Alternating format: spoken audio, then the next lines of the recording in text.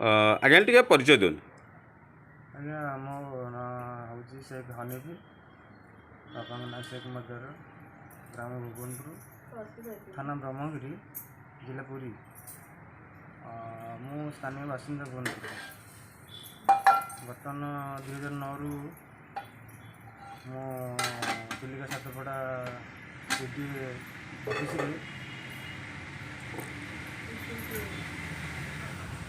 सुरक्षा कर्मी हिसाब से रही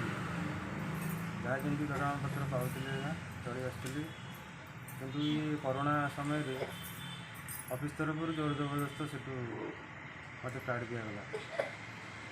कौन कर बड़ दुखदायक बस घरे कौन असुविधा कौन होती आपंकर कहीं काढ़े कौन काढ़े कोरोना समय आपको तो काढ़ार कथा ना आपको दरमा देना कि ना कौन असुविधा कौन होती आज्ञा फाइलिन बर्तमान दुटा बात्या समय से मुझे राति अनिद्रा रही घर द्वारा छाड़ी पिला छुआ छाड़ी कितु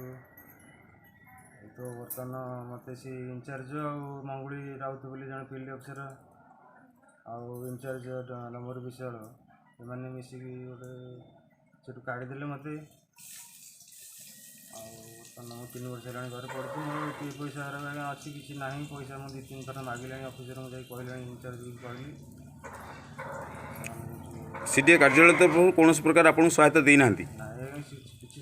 जीपीएफ एपीएफ यही टंका कौन किसी पाई ना एबे कौन कहे राज्य सरकार को स्थानीय प्रशासन को सीडीए ऑफिस कार्यालय को कौन कहे वार्ता देवे कौन आज्ञा तो गोटे फैमिली आज्ञा मुस्लिम परिवार ये रही